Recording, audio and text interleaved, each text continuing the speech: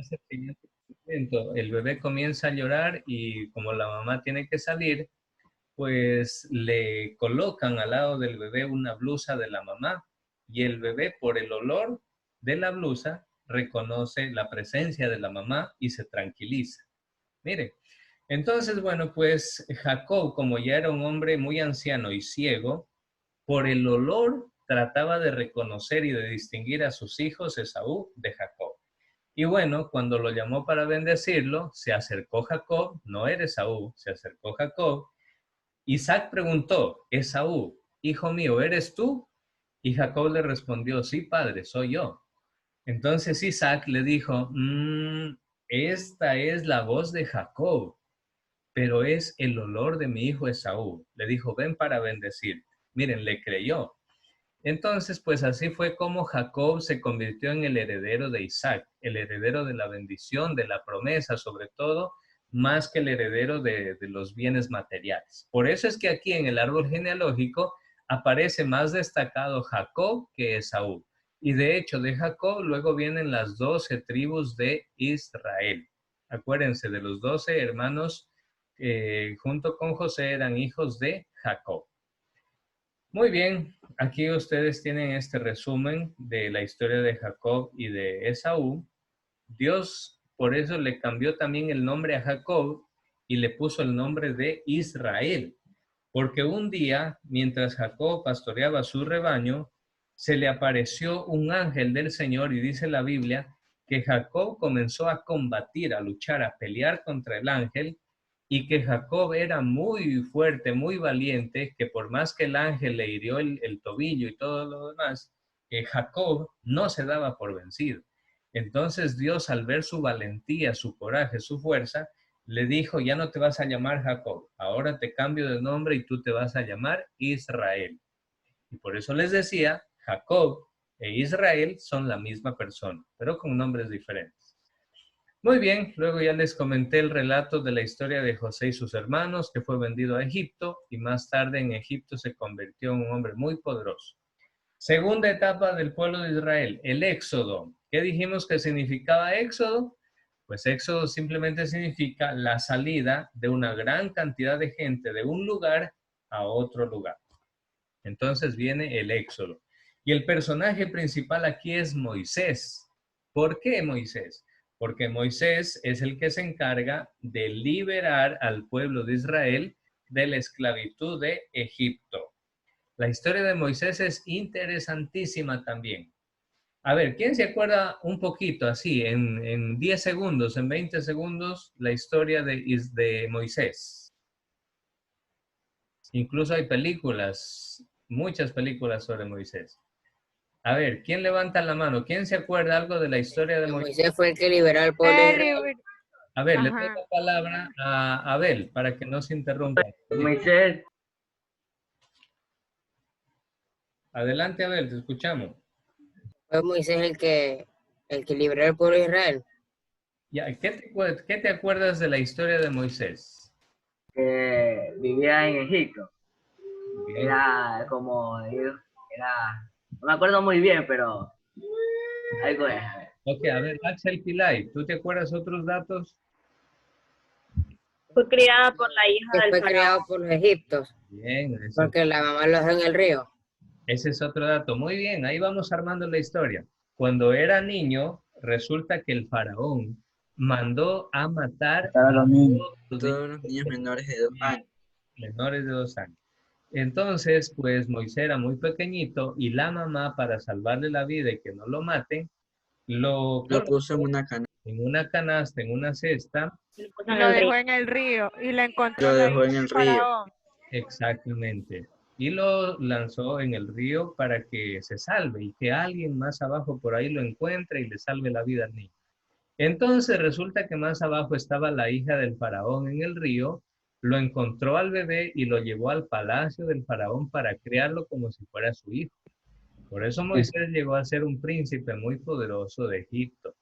Sin embargo, Moisés un día vio que un egipcio estaba maltratando con un látigo a un esclavo hebreo y entonces eso no le pareció bien a Moisés y terminó matándolo al egipcio. En ese momento, Moisés se dio cuenta que hizo algo malo y que lo iban a castigar por haber matado a un egipcio, y entonces huyó de Egipto a esconderse en las montañas porque lo iban a matar. En las montañas, un día Dios se le aparece por medio de una zarza ardiente y le dijo que Moisés tenía que regresar a Egipto porque Dios lo había elegido para que libere a su pueblo de la esclavitud de Egipto. Y luego de eso, bueno, se da todos los episodios de las plagas de Egipto. Muchas de estas plagas, pues, las recordamos, por ejemplo, cuando el agua del río Nilo se convirtió en sangre. Por ejemplo, la plaga de las langostas, era otra Los plaga. piojos, las profe. ranas, Los de las piojos. La ranas, oscuridad. Eh, a ver, las ranas. Nicole, ya, las plagas de las ranas. Los Otra piojos, plaga, profe. Las tinieblas.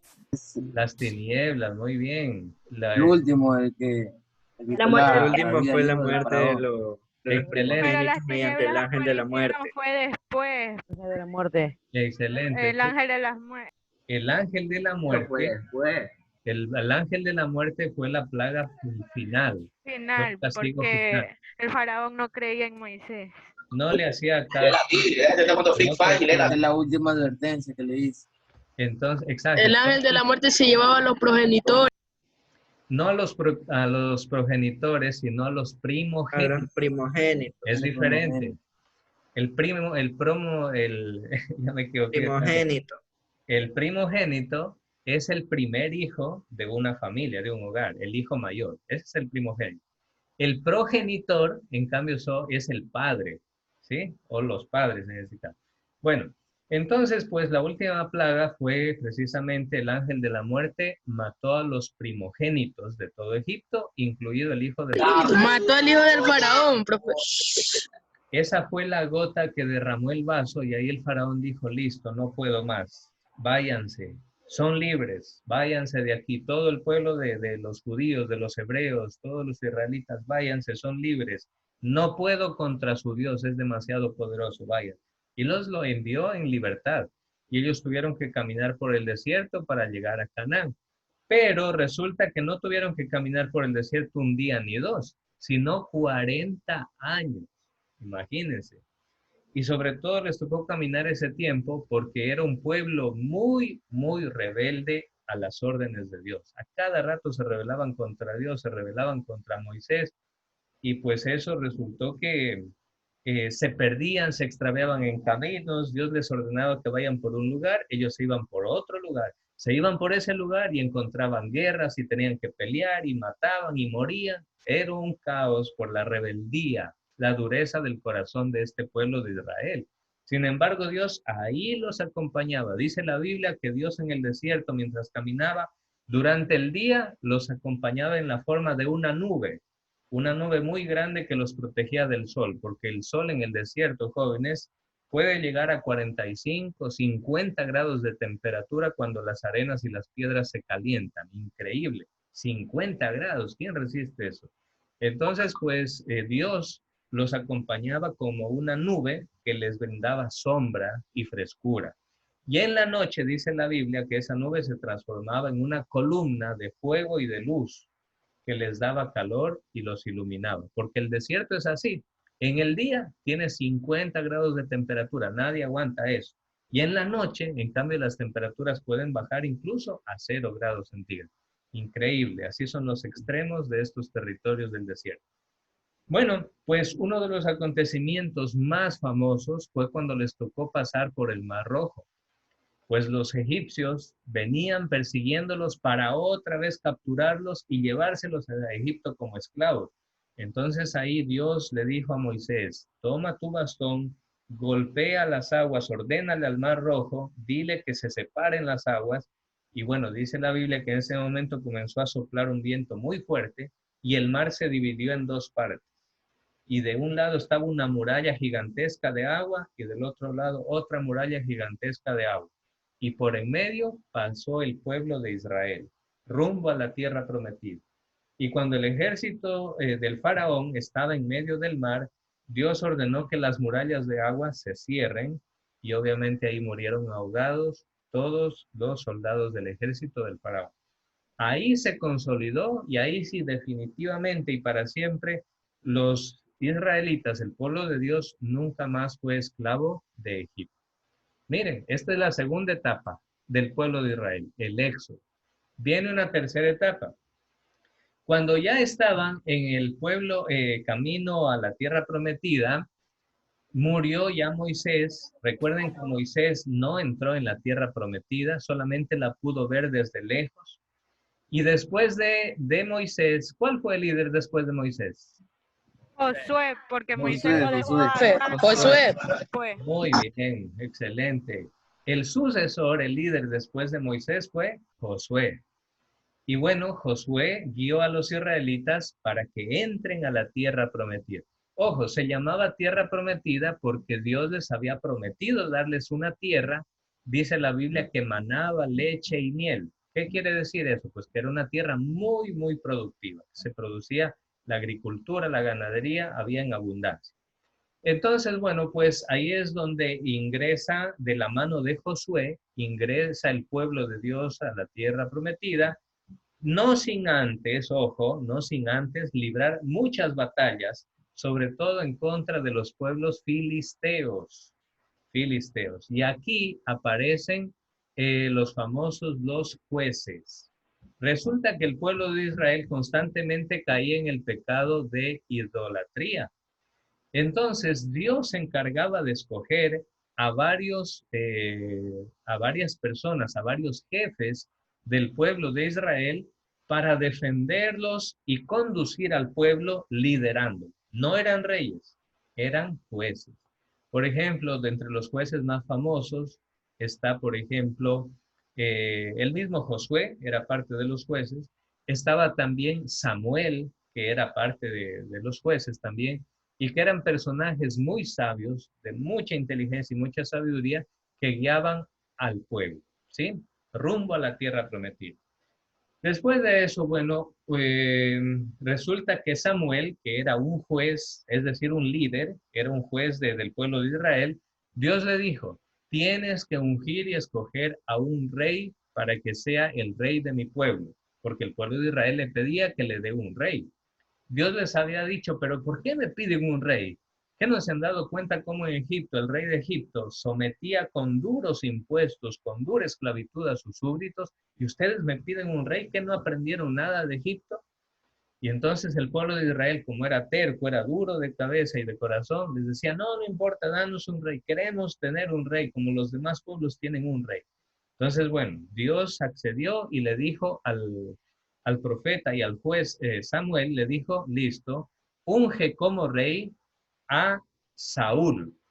Es decir, Dios escogió quién iba a ser el rey. Pues era un gran guerrero, ¿no? Pero lamentablemente Saúl cometió pecados y se apartó de Dios. Luego de eso, Dios le dijo a Samuel, le dijo, Saúl ha cometido pecados. Ahora te ordeno, Samuel, que vayas a la casa de Jesé, porque yo de entre los hijos de Jesé escogí a uno que va a ser el nuevo rey de Israel. Este sí es un hombre de bien como yo quiero. Y ahí resulta que Samuel ungió como rey al famosísimo rey David. David tuvo mucho éxito porque era un soldado muy famoso, era muy popular porque logró derrotar a un soldado gigante, muy grande. Ese soldado se llamaba Goliat. Y se hizo famoso porque lo derrotó a Goliat no con espadas, ni ametralladoras, ni tanques de guerra, ni aviones de guerra, que ni existían, sino que David lo derrotó a Goliat con una piedra y la honda. La honda es un instrumento como una tira, puede ser de piel o de otro material, donde colocan una piedrecilla, la hacen girar a mucha velocidad y luego cuando sueltan una parte de la honda, la piedrecilla sale disparada a mucha velocidad. Entonces, bueno, resulta que en el primer tiro de la honda, David logró dar en el blanco y le clavó la piedra a Goliat, dice la Biblia, en la En cabeza. la cabeza. Entonces, pues inmediatamente murió Goliat. Bueno, pues eso hizo de David un hombre muy famoso entre los soldados y luego pues mucho más porque Samuel lo ungió como rey. Esa popularidad de David, esa fama de David le permitió que unifique a las 12 tribus de Israel que ya estaban divididas, las unificó en un solo rey. Y ahí es donde David trasladó el arca de la alianza a Jerusalén. Sin embargo, David tampoco fue perfecto. David también cometió pecado. Y David cometió pecado con una mujer llamada Betsabé, que no era su mujer. Sin embargo, le gustó esta señora, esta mujer, y luego la dejó embarazada. Y bueno, Dios se enojó muchísimo con David porque le dijo, te he dado todo, te he dado fama, te he dado honor, gloria, te he dado riquezas, tienes de todo. ¿Por qué tenías que ofenderme cometiendo pecado con una mujer que no era tu esposa y que no te pertenecía? Y en castigo, pues Dios envió una enfermedad grave sobre el niño y murió el niño. Sin embargo, más tarde, pues David hizo penitencia, Dios le perdonó y junto con Betsabé volvieron a tener un nuevo hijo que se llamó Salomón. Salomón fue considerado el rey más sabio de todos los tiempos. Fue un hombre muy sabio, muy importante. Sin embargo, tampoco Salomón era perfecto, porque Salomón cayó en el pecado de la idolatría. Se dejó llevar por la belleza de las mujeres de otros pueblos que tenían otros dioses, otras religiones, y ahí es donde Salomón cometió el pecado de idolatría. Abandonar al único y verdadero Dios que los liberó de Egipto y dar culto a otros dioses, convirtiéndose en un idólatra. Como castigo, Dios le quitó el poder que tenía Salomón y el reino se dividió en dos partes. La una parte que se llamaba Israel en el norte y la otra parte que se llamaba Judá en el sur. Miren, así concluyó esta etapa de la monarquía. Luego de eso, con el reino ya dividido, el pueblo de Israel se convirtió en un pueblo muy débil, como dicen por ahí los niños, era un pueblo muy debilucho. Entonces, pues fácilmente el rey de Babilonia, Nabucodonosor, vino, invadió al pueblo de Israel y se lo llevó desterrado, exiliado a Babilonia. Y ahí viene la quinta etapa de la historia del pueblo de Israel, que es el exilio de Babilonia. Igual Dios no lo abandonó porque habían profetas que le daban ánimos, que le daban palabras de aliento. Y bueno, efectivamente, después de 50 años de estar exiliados, de estar presos en Babilonia, después de 50 años, los israelitas, el pueblo de Israel, regresó a Jerusalén como un pueblo libre para reconstruir el templo. Y finalmente, jóvenes, pues en una sexta etapa, los israelitas vivieron sobre todo en Jerusalén, vivieron sometidos a Persia, pero ya dentro de su propia tierra. Más tarde, Alejandro Magno, rey de Grecia, conquistó todos estos territorios de Persia y bueno, pues los israelitas fueron sometidos por los griegos. Miren cuántas veces les ha tocado ser esclavos a los israelitas. Más tarde, el Imperio Romano conquistó sus lugares y también fueron conquistados los israelitas. Bueno, y así hasta que nació Jesucristo y los israelitas seguían esperando al Mesías. Les comento, ya para terminar con esto, que hasta el día de hoy los judíos, ellos no creen que Jesús es el Mesías, el Hijo de Dios. Según ellos, el Mesías todavía no llega. Ellos dicen, no, nosotros seguimos esperando que venga el Salvador del mundo, el Mesías. Mientras que para nosotros los cristianos, los católicos, el Mesías ya vino y se llama Jesús. ¿Y dónde nació Jesús, el Mesías? Pues nació del pueblo de Israel. Bueno, jóvenes, esta ha sido la historia del pueblo de Israel y ahí culminamos, ¿sí?